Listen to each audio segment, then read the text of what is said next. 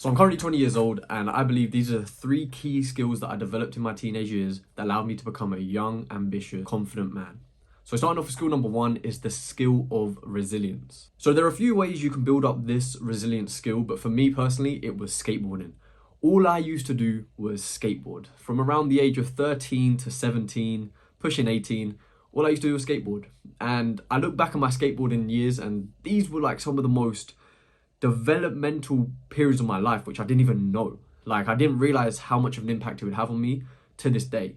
See, when I'm skateboarding, I would literally be eating shit. That's what you call it. Like, when you fall over, you eat shit. Cuts on my elbows, knees bruised, injured. Go sleep the next day, and I'm tired. I don't want to go skateboarding. I grab my skateboard. I go back to that stair set, and I try kickflip it.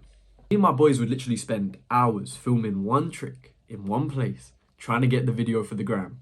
And now I'm able to look back and realize, like, Jacob, this is why you're so resilient.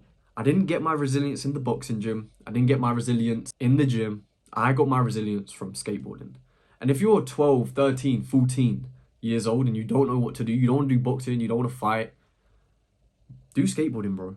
It is one of the best ways to build your resilience. And it's a fun skill. Like, it's some of my most enjoyable times of my life. Nowadays, of course, now I'm older, I do develop my skill of resilience in the gym. I develop it in the boxing gym. I do get punched in the face and I like punching people back. That's another way you can build your resilience, is just get in the boxing gym, bro. Get used to getting punched in the face and keep moving forward. And it is also one of the best ways to find friends. Which leads me on to the second skill set that you need to develop as a teenager, which is your social skills. Now, I used to be a very awkward, shy person. I didn't know how to navigate social situations. I remember it really hit me when I went to college how bad my social skills actually were. Like, I wasn't able to get involved. I was too anxious. I remember I started reading books on like how to speak to people. That was one of the first books I read, and then I found out about how to win friends and influence people. I binged through that book and I tried implementing what I learned, and it was still a bit of a challenge, but I eventually got there.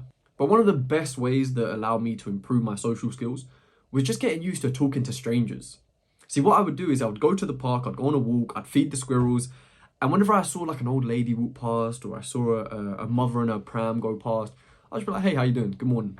I'd always give a little wave, and I'd just carry on with my day. It's nothing big, it's nothing serious. Sometimes it would turn into a conversation. So for example, when I was feeding the squirrels, if someone else was feeding the squirrels, I might go talk to them. I'd be like, oh, do the kids want some nuts? Like, do they want to feed the squirrels? And I'll start talking to them, oh, what are you doing today? This and that. And I was only like 17 when I was doing this.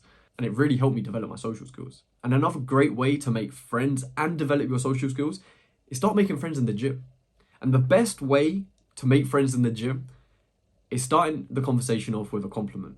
If you go up to someone and you say, yo, bro, your biceps huge. What's your workout? Teach me.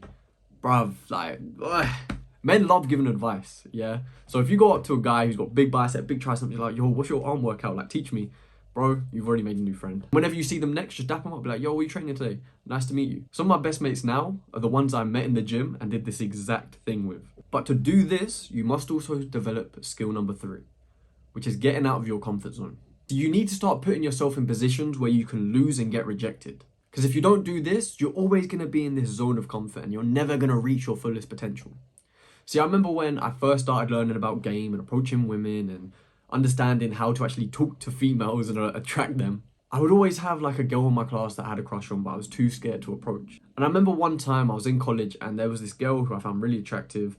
I think she found me attractive, but we ended up couldn't date him because she was Muslim or whatever. But I was in the class and I was sat there and I was like, Jacob, is now or never. The whole class was there, bear in mind. And I was like, Jacob, is now or never. All her friends were there. Jacob, just go up and ask for Instagram. Go ask for Instagram. So I go over and I'm like, yo, what's your Instagram? What's your Instagram? She's like, oh, sorry, I don't have Instagram, but you can have my number. I was like, calm, like, give me that.